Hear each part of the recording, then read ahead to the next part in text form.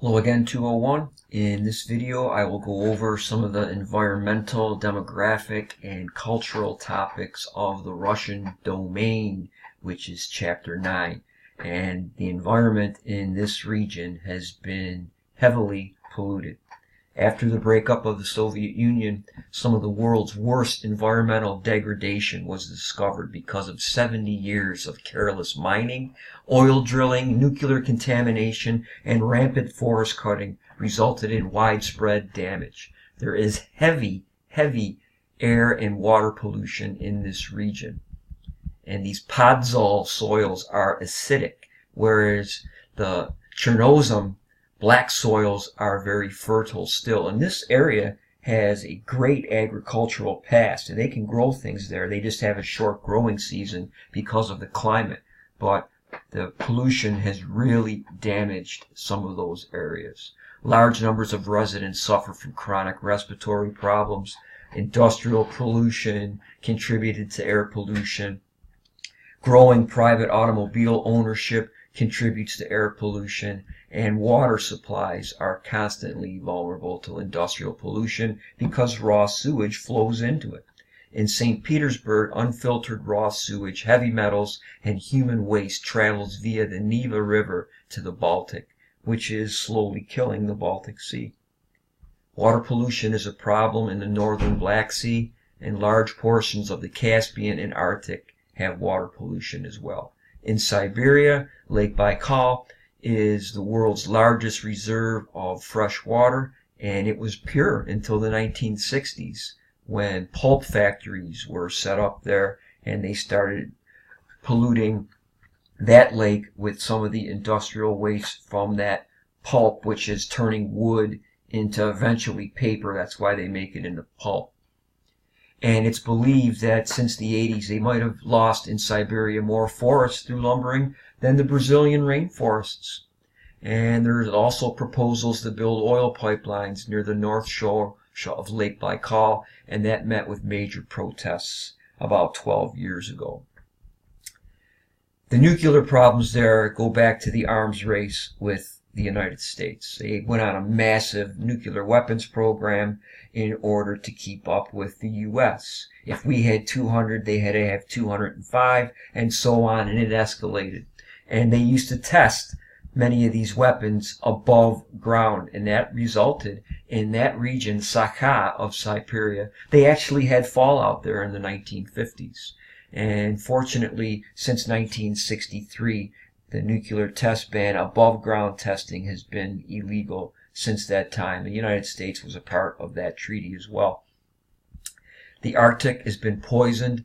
The Novaya Zemlya island was a dumping ground for nuclear waste, and dozens of nuclear submarines lay rusting away in the fjords of the Kola Peninsula today.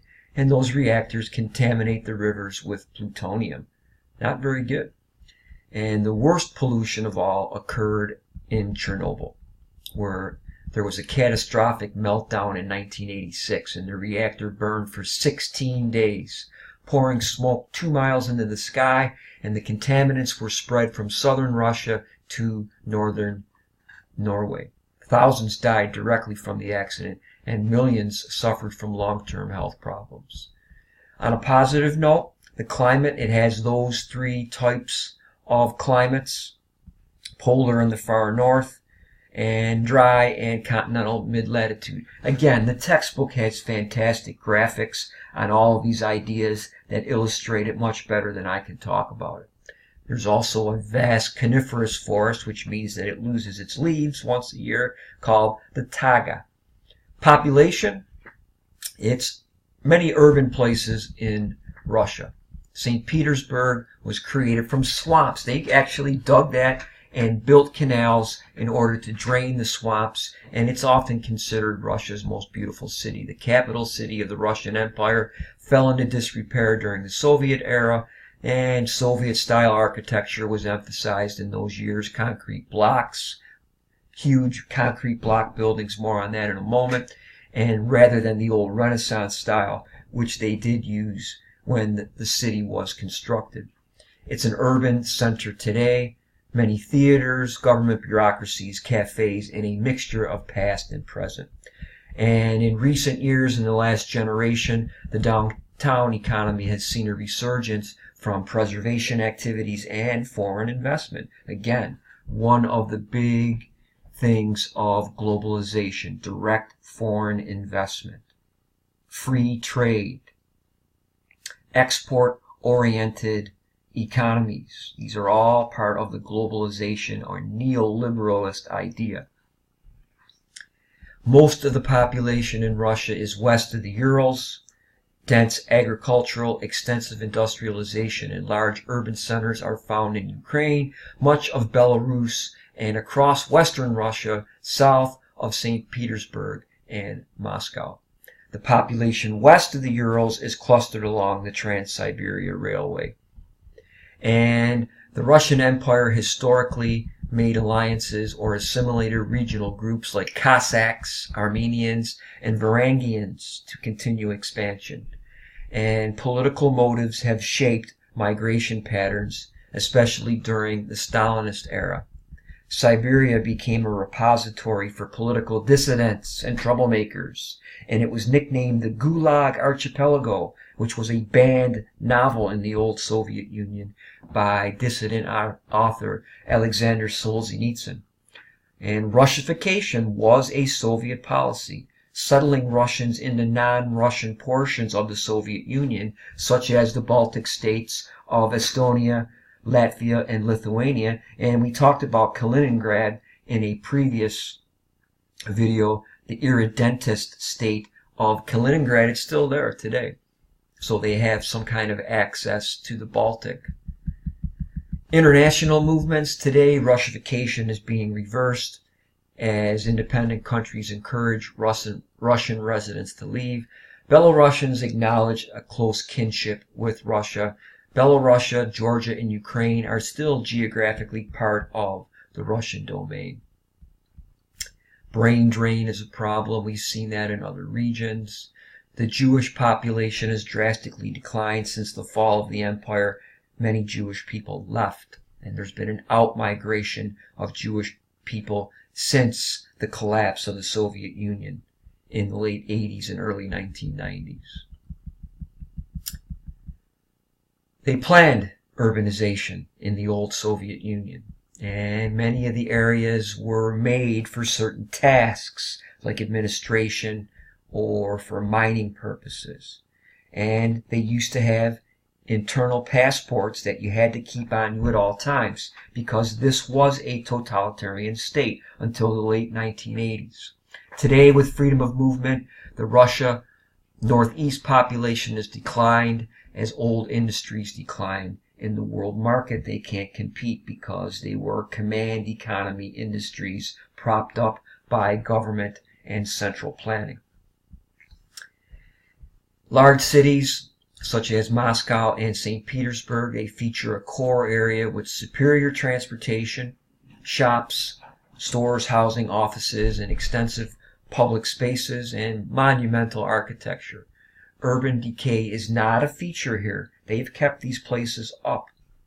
And old stone buildings are being leveled as pressure for inner city growth are very, very immense. And during the old Soviet Union, these sorts of public housing projects, Sotsgrads and Chermolyuskis, they were large uniform apartment blocks. And during the 70s and 80s, micro-rayons were these large housing projects that were built that held up to 100,000 people. Huge concrete square block buildings that were city blocks long because they had so many people living in them. Today, there is rapid growth in the periphery of many of these urban areas. The oblast is an administrative district, and Moscow is a huge city with at least 7 million people living there, and it's home to hundreds of international corporations and suburban shopping malls. And this city is very similar to ones in North America. Fringe communities also live in areas with dachas, which were elite residential homes formerly reserved for Communist Party high officials, but today the urban wealthy will vacation in these areas. The culture, Slavic languages dominate the region.